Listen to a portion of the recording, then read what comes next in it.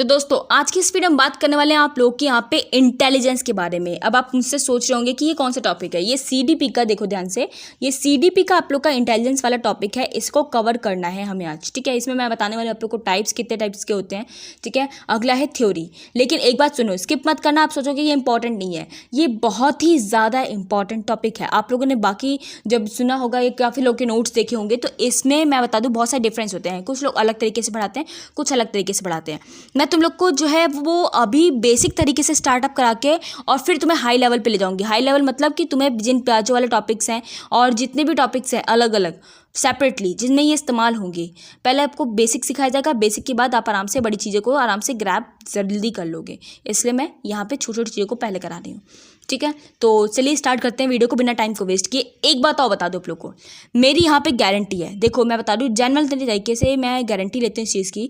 कुछ भी तुम्हें डाउट्स नहीं होता है ना, तो कमेंट बॉक्स में मुझसे कमेंट करना। मैं वीडियो में कवर करने की कोशिश करूँगी और उससे रिलेटेड क्वेश्चन लाने की भी पूरी कोशिश करूँगी।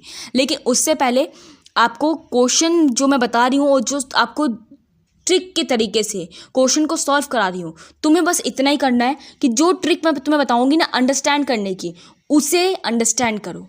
इंटेलिजेंस के जैसे नाम से पता चलता है कि इंटेलिजेंस का मतलब क्या। देखो, इंटेलिजेंट और इंटेलिजेंस के मतलब में डिफरेंस होता है। इंटेलिजेंट हम व्यक्ति को कहते हैं, एक बच्चा है उसको हम कहेंगे कि हाँ बच्चा जो है वो इंटेलिजेंट है। हम इंटेलिजेंस नहीं कहेंगे, हम यहाँ बात कर रहे हैं बुद्धि की। अब बुद्धि होती क्या है तुम्हें पता है ना इस बारे में, कि हम बुद्धि कब कहते हैं, किसी बच्चे को क्या कहते हैं, बुद्धिमान है वो, कब कहते हैं इंटेलिजेंट है वो। इंटेलिजेंस समस्याओं को सुलझाने में मदद करता है। जब आप किसी बच्चे को देख लेते हो या किसी भी इंसान को देख लेते हो कि कोई भी सिचुएशन है, उसने किस तरीके से इसका हल निकाला, इस सिचुएशन का किस तरीके से हल निकाला है, अगर वो आसान तरीका है और बहुत यूनिक तरीका था, तुम कहोगे भाई बच्चा बहुत इंटेलिजेंट है। या फिर किसी भी तरीके से बोला जाए, बच्चा हो चाहे बड़ा हो, तो तुम कहोगे इंसान को बहुत ज़्यादा इंटेलिजेंट है। तो वही होता है इंटेलिजेंस, ठीक है। मतलब बुद्धि का इस्तेमाल करना इंटेलिजेंस कहा जाता है। बुद्धि से ही व्यक्ति तर्क करता है।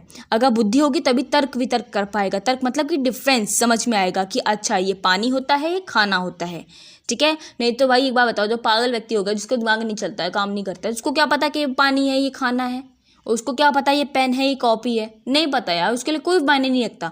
इंटेलिजेंट व्यक्ति जो होता है वो तर्क रखता है कि अच्छा ये चीज़ है, ये यहाँ पे काम आता है, और ये चीज़ें से इस तरीके से यूज़ किया जाता है, इस तरीके से ये काम आता है, ठीक है। थिंकिंग करता है, इमेजिनेशन करता है। कौन? इंटेलिजेंस के रूप में आप थिंकिंग भी कर सकते हो, मतलब थिंकिंग भी रहती है और इमेजिनेशन भी रहती है, मतलब कि कल्पना मात्र शक्ति। समझ के होंगे सब लोग यहाँ पे। इंटेलिजेंस एक मल्टी डायमेंशनल है और कठिन योग्यताओं, कॉम्प्लेक्स कैपेबिलिटीज का एक सेट होती है। इंटेलिजेंस होती है वो मल्टी डायमेंशनल होती है, मतलब कि इंटेलिजेंस तब कहा जाता है जब बच्चा हर तरीके से इंटेलिजेंट हो। एक बात बताओ, कोई बच्चा एक फील्ड में, या बच्चा ही नहीं कोई बड़ा इंसान भी है या तुम ही हो, किसी एक फील्ड में तुम इंटेलिजेंट हो। मान लो कोई बच्चा है जो खाना बनाने में इंटेलिजेंट है, लेकिन वो बहुत पागल है भाई, उससे ना तो घर की चीज़ें संभाली जाती हैं, वो कोई भी चीज़ होती है तो तोड़ देता है, ठीक है। उसमें मतलब इस चीज़ को समझने की शक्ति ही नहीं है भाई, वो किसी को भी कुछ भी पैसे दे आता है, ज़्यादा दे आता है, कम दे आता है, तो तुम कहोगे बच्चा पागल है, सिर्फ खाना भर बनाना आता है इसको। इंटेलिजेंस क्या होती है? मल्टी डायमेंशनल होती है, मतलब कि हर तरीके से बच्चे को देख के तब कहा जाता है कि बच्चा बहुत इंटेलिजेंट है। इसे खाना आता है, इसे पानी पीना भी आता है सही तरीके से, इसे पढ़ाई लिखाई भी आती है, इसको गेम भी आता है, तो ओवरऑल सब चीज़ें होती है, तब हम कहते हैं इंटेलिजेंस। समझ के हो गया ना बात को, कुछ बताने की जरूरत ही नहीं है, सब चीज़ हम लोग के इन्वायरमेंट में चल रही है, वही सब चीज़ें यहाँ पे बताई गई हैं। बुद्धि स्थायी और परिवर्तनशील होती है। देखो, बुद्धि स्थायी भी होती है, परिवर्तनशील भी होती है, मतलब कि आप उसे चेंज भी कर सकते हो और रख भी सकते हो, स्थायी रूप से भी चलती है, ठीक है। बुद्धि मतलब स्थायी, मतलब कि और ऑर्डिनरी तरीके से होता है। छोटा बच्चा जो है, अगर बचपन में ही आप जानते हो ना, कुछ बच्चे होते हैं बहुत शांत होते हैं, ठीक है, वो अपना काम बिल्कुल टाइम से सब कुछ कर लेते हैं, और कुछ बच्चे होते हैं बहुत शैतान होते हैं। परिवर्तनशील मतलब कि परिवर्तन होता है बच्चों में। पहले देखते हो ना, छोटा बच्चा जो बहुत ज़्यादा शरारत करता था, लेकिन वो जब बड़ा हो जाता है तो वो परिवर्तित हो जाता है, उसमें बिल्कुल वो शांत हो जाता है, वो अपने काम पे फोकस रखता है, वो करता है। तुम कहते हो ना कि आप बचपन में तुम बड़ी शरारतें करते थे, ये बच्चे को बोलते हो, ठीक है, और अब देखो कितना शांत हो गया, ये हो गया। तो ये परिवर्तनशील भी होती है बुद्धि, ठीक है। बुद्धि स्थायी भी होती है, परिवर्तनशील भी होती है। बुद्धि अनुकूलन मतलब एडेप्टेशन स्थापित करने में हेल्प करती है। बुद्धि जो है अनुकूलित मतलब एडेप्टेशन, मतलब कि आप बुद्धि मतलब अपनी इंटेलिजेंस का इस्तेमाल करके कोई भी चीज़ को सीख सकते हो। समझ गए बात को? ये बताया क्या। अब बुद्धि के कितने प्रकार होते हैं ये तुम्हें पता होना चाहिए, क्योंकि बहुत ज़्यादा इंपॉर्टेंट है। पता है तुम्हें ऑलरेडी, लेकिन एग्जैक्टली नाम क्या बोलते हैं वो नहीं पता है। तो देखो यहाँ पे थॉर्नडाइक के अनुसार, ठीक है, थॉर्नडाइक आपको मैं बताऊंगी इसके बारे में अलग से एक पूरा बनेगा, लेकिन अभी इनकी थ्योरी है, कुछ समझ लो यहाँ पे। थॉर्नडाइक के अनुसार बुद्धि के 3 प्रकार होते हैं, ठीक है। थॉर्नडाइक कहते हैं इसके 3 प्रकार होते हैं, एक होती है मूर्त बुद्धि, अमूर्त बुद्धि और तीसरी सामाजिक बुद्धि, ठीक है। अब इसे कैसे कहते हैं, देखो मूर्त बुद्धि में क्या होता है मैं आपको बताती हूँ। मूर्त बुद्धि होती है कंक्रीट इंटेलिजेंस। इसमें क्या होता है, मूर्त बुद्धि में मूर्त बुद्धि से अभिप्राय है जो चीज़ें हमारे सामने होती हैं। मूर्त का मतलब प्रत्यक्ष जिन चीज़ों को देखकर हम कार्य करते हैं, मूर्त बुद्धि के अंतर्गत आती है। जैसे मैकेनिक, कारीगर, मूर्ति, ठीक है, मूर्त बुद्धि के उदाहरण हैं। बहुत सिंपल शब्दों में ये देख लो, आप लोग के यहाँ पे एग्जाम्पल से समझ में आ जाएगा कि कॉन्क्रीट इंटेलिजेंस किसको कहते हैं, मूर्त बुद्धि किसको कहते हैं। वो बुद्धि होती है ये जिसमें कि आप लोग कोई चीज़ को देख के और करने की क्षमता रखते हो। देखो मूर्त बुद्धि के अभिप्राय जो चीज़ हमारे सामने होती है, मूर्त का मतलब प्रत्यक्ष जिन चीज़ों को देखकर हम कार्य करते हैं। हमने मैकेनिक क्या करता है, मैकेनिक कार को देख के कार्य करता है, ठीक है। कार्य जो है, कार देख ली उसने और तब उस पर कार में मैकेनिकिंग का काम करेगा, मतलब उसको ठीक करेगा, उसमें टायर पंचर टायर लगाएगा, कोई चीज़ को देख के वो काम कर रहा है, ठीक है। कारीगर क्या होता है, कारीगर कारीगरी कब करता है, जब उसे पत्थर दो तो वो कारीगरी करके देगा, उसे लकड़ी दो तो कारीगरी करके देगा। तो कोई मूल्य, कोई चीज़ को देख के कार्य करते हो तो हम उसे कहते हैं मूर्त बुद्धि, ठीक है। मतलब मूर्ति याद रख लेना, ठीक है, याद रहेगा। मूर्ति कारीगर को क्या करता है, मूर्ति बना रहा है, मूर्ति कारीगर बनाता है, तो इस तरीके से तुम्हें याद रहेगा मूर्त बुद्धि, ठीक है। कॉन्क्रीट इंटेलिजेंस दोनों तरीके से एग्जाम में आता है, इंग्लिश में भी आता है और हिंदी में भी आता है। नहीं समझ में आया तो देख सकते हो। अमूर्त बुद्धि होती है अब्स्ट्रैक्ट इंटेलिजेंस, जो बुद्धि हमें दिखाई नहीं देती, जो भावनाओं और विचारों से संबंधित होती है। कवि, डॉक्टर, चित्रकार अमूर्त बुद्धि के उदाहरण हैं। अमूर्त मतलब कि एब्स्ट्रैक्ट इंटेलिजेंस, अमूर्त बुद्धि, जो बुद्धि हमें दिखाई नहीं देती, जो भावनाओं विचारों से संबंधित होती है। बहुत सही तरीका बताया गया यहाँ पे। एब्स्ट्रैक्ट मतलब कि जो आप लोगों ने एब्स्ट्रैक्ट कर रखा है, मतलब आप लोग के जन्म सिद्ध अधिकार एक तरीके से बोला जाए ना, याद रखना उस चीज़ को। इसको हम याद करेंगे अमूर्त मतलब कि अमूल्य, इस तरीके से याद रखना है इसको। अमूल्य बुद्धि कैसे होगा, अमूल्य मतलब कि जो आपको बाय बर्थ मिली हो। जैसे कि कोई बच्चा होता है जो कवि बचपन से, देखो ना, उसने सिर्फ देखा था, उसने सुना था कहीं से, कभी अभी कविताएं सुनी थी तो उसका कवि में मन लग गया, तो वो कविताएं लिखने लग गया, बहुत अच्छा कवि बन गया। तो क्या है, उसके बचपन की एक बोला जाए ना कि बोलते हैं ना हॉबी है, उसके बचपन की कला है भाई, वो उसके अंदर इंटरनली है, उसने कहीं से सीखा नहीं है, चित्रकारी करना कहीं से नहीं सीखा, लेकिन वो सीख चुका है। तो अमूल्य बुद्धि है, याद रखना इस चीज़ को। इसको हम कहेंगे अमूर्त बुद्धि वैसे, लेकिन याद करने के तरीके से अमूल्य बुद्धि, ठीक है। आगे देखो, सामाजिक बुद्धि, सोशल इंटेलिजेंस को क्या कहेंगे, जो समाज सेवी होते हैं, समाज के लिए कार्य करते हैं, सामाजिक बुद्धि कहते हैं, ठीक है। सामाजिक बुद्धि क्या होता है, सोशल इंटेलिजेंस, जो लोग समाज का पहले से काम करते हैं। आप छोटे बच्चे को, बड़े बच्चे को, सभी को देखते होंगे, जो भी होते हैं, तो समाज का काम करना उन्हें पसंद होता है। जैसे कि कुछ बच्चे होते हैं ना, बचपन से ही दूसरे की मदद करते हैं। वो जा रहा है बच्चा रोड से, अगर कोई छोटा बच्चा रो रहा था उसके सामने, तो छोटा बच्चा है लेकिन उसकी बुद्धि देखो इतनी अच्छी है कि उसने अपनी चॉकलेट उस बच्चे को दे दी। तो ये हम कहेंगे हम लोग यहाँ पे सोशल इंटेलिजेंस, उसका जो है समाज के कार्य जो है मैं करने में उसका मन है, वो होती है हमारी सामाजिक बुद्धि, मतलब सोशल इंटेलिजेंस। सोशल जो मतलब समाज में हो रही है, जो काम समाज में किया जाता है उसे हम कहते हैं सोशल, ठीक है। और बुद्धि की बात की जाए तो दिमाग का इस्तेमाल कर लेना। एग्जाम्पल के ऊपर दिया गया जैसे कि नेता, व्यवसायी, समाज सेवी, ठीक है, अध्यापक आदि समाज बुद्धि के उदाहरण हैं। आप लोग भी हो, जो आप लोग टीचर बनना चाहते हो, तो आप लोग भी यहाँ पे सोशल इंटेलिजेंस के ही एक पॉइंट हो, ठीक है। आगे बात करते हैं यहाँ पे 1916 ईस्वी में टर्मन के द्वारा बुद्धि लब्धि का संशोधित सूत्र दिया। इन्होंने संशोधन किया, वह था सूत्र, ठीक है। आगे देखो यहाँ पे कैसे निकालते हैं। आपको अगर निकालना पड़े ना यहाँ पे बुद्धि लब्धि, ठीक है, बुद्धि लब्धि कहते हैं मतलब आईक्यू निकालने की जो टर्म होती है ना, आईक्यू लेवल जानते हो, आपने बहुत सुना होगा इस चीज़ के बारे में कि बच्चा तीव्र बुद्धि वाला है, मंद बुद्धि है। आगे बताती हूँ कैसे है, यहाँ पे कैसे समझते हैं इस चीज़ को। लेकिन आपको निकालना हो अगर कि कैसे निकालते हैं किसको, आईक्यू को, तो मेंटल एज मतलब बच्चे की जो मेंटल एज है, दिमाग की एज, वो कैसे निकाली जाती है। वो क्वेश्चन आप लोग को सॉल्व करोगे, जितने मिनट में बच्चा कितने कम से कम मिनट में क्वेश्चन को सॉल्व कर लेता है, कितने तरीके से सॉल्व करता है, कितने आंसर सही देता है, कितने आंसर गलत देता है, उसे हम निकालते हैं मेंटल एज, ठीक है। दिमाग की एज कितनी है, मतलब कौन सी एज में वो कौन से दिमाग वाला काम कर रहा है। जैसे कुछ होते हैं ना कि 13 साल की उम्र में बड़े बड़े काम करते हैं, 18 साल वाला काम कर रहा है बच्चा, तो हम उसे कहेंगे कि भाई वो बहुत तीव्र बुद्धि वाला बच्चा है, ठीक है। मैं कहेंगे मुंह से, लेकिन निकालना पड़ेगा ही हमें तब भी। तो मेंटल एज होती है कि दिमाग की एज। क्रॉनिकल एज मतलब कि जो आपकी रियल एज है, जितने साल के अभी आप हो, और मल्टीप्लाई कर दो कि 100 से, तो आपकी निकल जाएगी क्या, आईक्यू। आगे बात करते हैं। यहाँ पे देखो बुद्धि लब्धि और उसकी स्थिति, IQ स्थिति क्या होती है। 25 से कम है किसी की अगर IQ तो हम उसे कहेंगे जड़ बुद्धि, मतलब इडियट। और 25 से आप लोग की यहाँ पे देखो 25 से 49 होती है जिसको कहते हैं मूढ़ बुद्धि, ठीक है। 50 से 69 तक की होती है मूर्ख बुद्धि, और 70 से 79 तक की जो होती है आप लोग की यहाँ पे मंद बुद्धि, और 80 से 89 होती है सामान्य बुद्धि से नीचे, ठीक है, और सिंपल अब जितने होनी चाहिए उससे नीचे। और 90 से अगर 109 है किसी की, बहुत सारे लोगों की 109 तक होती है, तो सामान्य बुद्धि कहते हैं उसे। और जिसकी 110 से 119 तक देखी जाती है तो उसकी होती है सामान्य बुद्धि से थोड़ा ऊपर।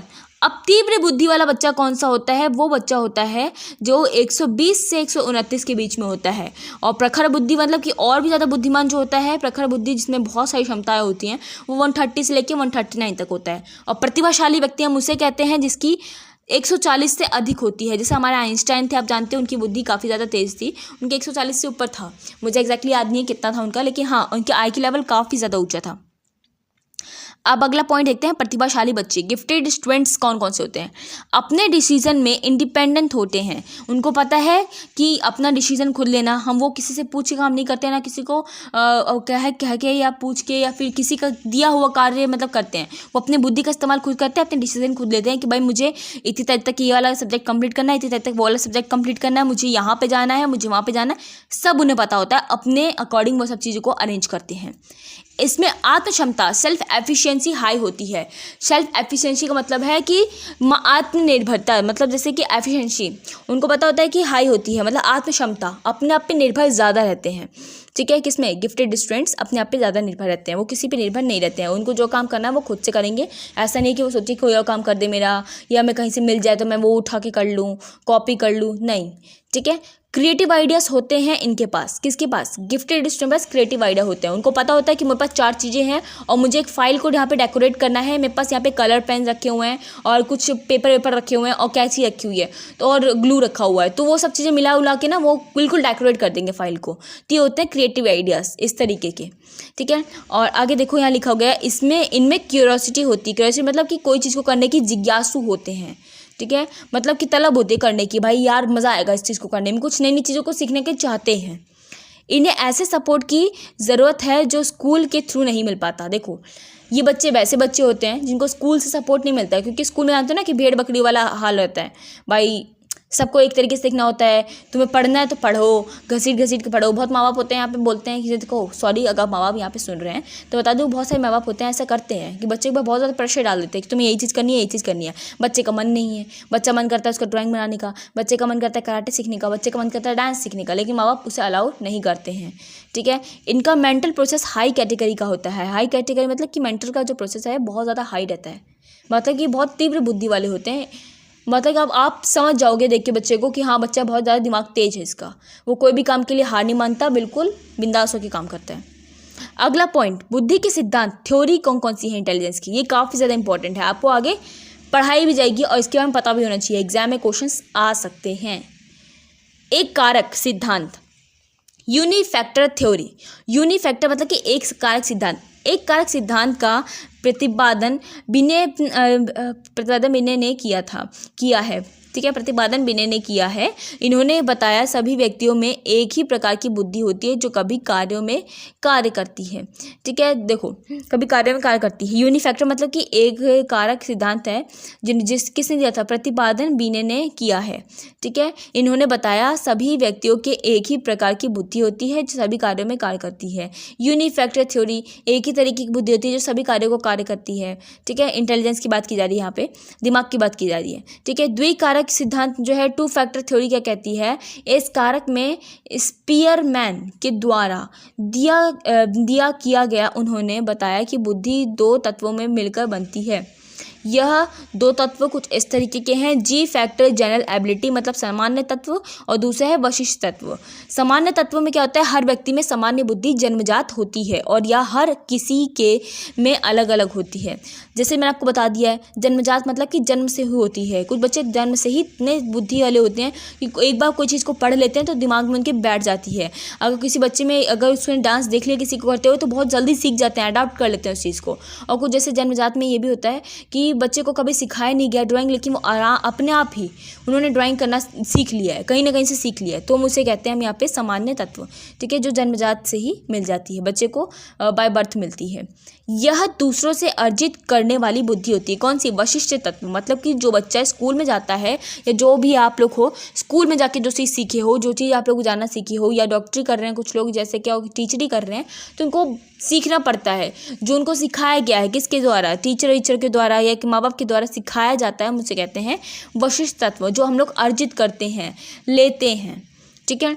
आगे देखो, समूह तत्व कारक सिद्धांत ग्रुप फैक्टर थ्योरी होता है। ये एक सिद्धांत का प्रतिपादन थर्स्टन द्वारा किया गया है। ये नाम याद रखना, थर्स्टन हो गया आप लोग का, और जो अभी मैंने आप लोग को ऊपर की तरफ दिखाया स्पीयरमैन के द्वारा, ठीक है, स्पीयरमैन, ये सब नाम याद रखना है, ये एग्जाम में पूछे जाते हैं, समझ लो, कभी पूछ सकता है, घुमा फिरा के भी पूछ सकते हैं क्वेश्चंस को। बोलता है कि यहाँ पे, ठीक है, ये मैंने बता दिया आप लोग को। इस सिद्धांत के अनुसार बुद्धि कई प्रकार की योग्यताओं का मिश्रण है जो विभिन्न समूहों में पाई जाती है। देखो, अलग अलग समूह का अलग अलग बुद्धि होती है। आप देखोगे आपकी आर्मी है जो फोर्स पे खड़ी है, उनका बुद्धि अलग टाइप की होगी। आप डॉक्टर को देखोगे तो उनकी बुद्धि अलग टाइप की होगी। सबकी बुद्धि अलग अलग होती है, ठीक है, हर एक फील्ड के बंदे की, मतलब कि हर एक देखा जाए ग्रुप के बंदे की अलग अलग बुद्धि होती है। टीचर अलग तरीके से सीखेगा, ठीक है, उसकी अलग बुद्धि होगी, अलग टाइप की होगी। क्या उससे मैं बोलूँ कि भाई डॉक्टरी में ये कैसे ऑपरेशन करेंगे, बता पाएगा? नहीं बता पाएगा, उसकी बुद्धि उसमें है ही नहीं। समझी बात को? ये चीज़ बताई गई है। अगला पॉइंट कहता है हॉवर्ड गार्डनर का बहुबुद्धि सिद्धांत, मतलब मल्टीपल इंटेलिजेंस। यह थ्योरी इस बात पर जोर देती है कि बुद्धि की अलग अलग दिशाएं, मतलब फॉर्म्स होती हैं, अलग अलग फॉर्म्स। अब वो कौन कौन सी फॉर्म्स हैं हम वहाँ ये देखते हैं। शाब्दिक भाषाई वृद्धि, वर्बल लिंग्विस्टिक, आपका यहाँ पे इंटेलिजेंस, इसके माध्यम से शब्दों को भाषा का ज्ञान होता है, ठीक है। जिन व्यक्तियों में इनका विकास अधिक हो तो वे वकील, कवि, पत्रकार आदि बनते हैं। बहुत सही बताया गया। वर्बल मतलब कि वोकैबुलरी मतलब कि जिनमें शब्दों को लेके, शब्दों को समझने की क्षमता होती है। मतलब कि बच्चे कुछ देखते होगे ना, कुछ बच्चे ही नहीं, बड़े को भी देखो, कुछ जो कवि होते हैं वो कितनी, आप देखते होगे ना, कितनी अच्छी कविता लिख लेते हैं। उनको पता होता है कि भाई कितने कम शब्दों में मुझे इतनी सारी कहानी को लेके आना है। एक पोएम देखते हो ना, पोएम में, उस पोएम में उन्होंने 4 लाइन लिखी है, लेकिन उसमें पूरी की पूरी कहानी कवर हो रही है। ये होता है वर्बल लिंग्विस्टिक इंटेलिजेंस, मतलब शाब्दिक भाषाई वृद्धि। शब्दों की वृद्धि मतलब शब्दों की भाषा की वृद्धि उनमें ज़्यादा होती है, तो उनसे वो कहते हैं, ठीक है।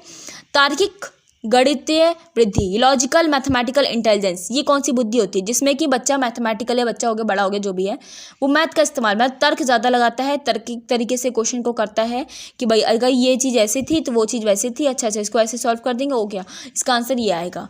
तो आप देखते हो ना, IQ में क्वेश्चन काफ़ी ज़्यादा पूछे जाते हैं, तो ये वैसे ही क्वेश्चन बताए गए हैं। जिसमें गणित की बुद्धि ज़्यादा है उनसे कहेंगे कि यहाँ पे तार्किक बुद्धि, ठीक है, जिसमें गणित की या योग्यता है या तर्क लगाने की योग्यता है, हम उसे कहेंगे यहाँ पे तार्किक गणितीय बुद्धि। देखो, जिन व्यक्तियों में इनका विकास अधिक होता है वो क्या बनते हैं? Account, banker, scientist. याद रखना, एग्जाम्पल को जरूर याद रखना, क्योंकि एग्जाम्पल के थ्रू भी तुमसे क्वेश्चन पूछ सकते हैं। देखो आगे देखो, यहाँ लिखा गया है स्थानिक बुद्धि, स्पेशियल जो है इंटेलिजेंस, अमूर्त तथ्यों के आधार पर मानसिक छवि बनाना। जिन व्यक्तियों में इसका विकास अधिक हो तो वे मूर्तिकार, चित्रकार, आर्किटेक्चर बनते हैं। अमूर्त तथ्यों के आधार पर मानसिक छवि जानते हो, ये काफ़ी ज़्यादा अलग होती है, ये यूनिक होती है। बच्चा किस तरीके से, आप देखते हो ना, बहुत सारे लोग होते हैं कितनी सुंदर पेंटिंग बनाते हैं, कितने सुंदर स्केचेस को यहाँ पे बना देते हैं कि भाई एक एक ऐसा लगे कहीं नहीं कि तुमने फोटोकॉपी कराई है या फिर किसी की फ़ोटो क्लिक करके लेके आए हो। इतनी अमूल्य तरीके से बनाते हैं, क्योंकि उनमें कोई चीज़ को ध्यान से समझने, देखने की क्षमता ज़्यादा होती है, और कोई चीज़ को वो लोग यहाँ इमेजिनेशन में ज़्यादा होती है, मतलब कि वो दिमाग का इस्तेमाल करते हैं, वो अपनी कल्पना मात्र शक्ति से चीज़ों को बनाते हैं, ठीक है। शारीरिक गतिविधि, मतलब बॉडी काइनेस्टिक इंटेलिजेंस, शरीर की गति देने वाली बुद्धि, शरीर में गति देने वाली बुद्धि। अब क्या होती है, जैसे सिंपल मैं आपको बता चुकी हूँ, डांसर, एथलीट को हम कहते हैं, ठीक है। आगे संगीतात्मक, आप समझ सकते हो, म्यूजिकल इंटेलिजेंस को हम क्या कहेंगे, और वो कौन बनते हैं, जो गाना सिंगर बनते हैं, एंटरटेनर बनते हैं, उनमें कहते हैं यहाँ पे संगीतात्मक बुद्धि, ठीक है। आप देखो यहाँ पे इंटरपर्सनल इंटेलिजेंस, ठीक है, अंतर्वैयक्तिक, ठीक है, यहाँ पे बात की गई है इसके द्वारा दूसरे व्यक्ति के साथ कैसे इंटरेक्ट किया जाता है। देखो, इंटरपर्सनल मतलब कि किसी व्यक्ति से हम कैसे बात करना है, क्या करना है, वो सब चीज़ आती है। तो वो बच्चा देखो, वो इंसान देखते हो, नेता, सामाजिक कार्यकर्ता, वो क्या करते हैं, लोगों को इन्फ्लुएंस करने का काम करते हैं, अपनी बातों में लाने का काम करते हैं, अपनी बातों को समझाने का काम करते हैं, इस तरीके से समझाते हैं कि बंदे जो है इनको वोट दे देते हैं। तो ये सब होता है किसमें, इंटरपर्सनल इंटेलिजेंस में। व्यक्तित्व, ठीक है, आपका विधि मतलब इंटरपर्सोनल, ठीक है। यहाँ देखो अलग था, वो इंट्रा था, वो इंटर था। देखो यहाँ पे एक सेकेंड, ये इंटर था, ये इंट्रा है, ठीक है। इंट्रा पर्सनल इंटेलिजेंस, इसके द्वारा खुद के साथ इंटरेक्ट किया जाता है। जिन व्यक्तियों में इसका विकास अधिक हो तो व्यक्ति आध्यात्मिक गुरु बनते हैं। आध्यात्मिक जानते हो, अध्ययन वाले गुरु बनते हैं। मतलब कि जो है अध्यात्मक कोई चीज़ का बच्चा बोला है कि मैं बता दूं एग्जाम्पल के रूप में, अध्यात्मक किस तरीके से होगा, जो चीज़ ज़्यादा अच्छी तरीके से जो है तुम्हें बताएंगे, अध्ययन करना बताएंगे, समझने की शक्ति बताएंगे। एक तरीके से बोला जाए कि जिसे इंटरपर्सनल जो खुद को इंटरेक्ट किया जाता है, कैसे बात करने का तरीका होता है। जैसे कि आपको बताते हैं ना कि क्लासेस में आप लोग को सिखाया जाता होगा कि दूसरों से कैसे बात करनी है, किस तरीके से कैसे कैसे बिहेवियर रखना है, किससे कहाँ बात करनी पड़ती, कैसे बात करनी पड़ती, कैसे इन्फ्लुएंस करना पड़ता है, वो सब चीज़ें हैं।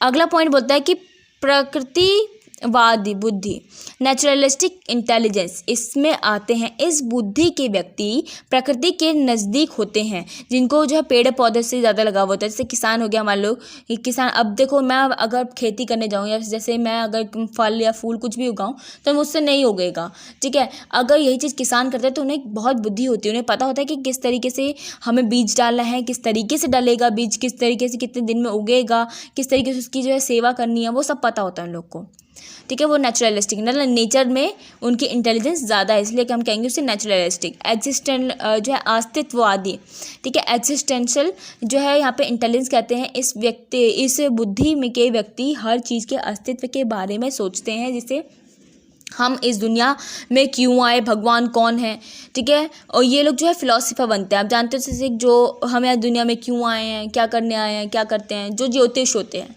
उनकी बात कही जा रही है यहाँ पे, ठीक है। उसे हम कहते हैं एक्सिस्टेंशियल इंटेलिजेंस, मतलब अस्तित्ववादी।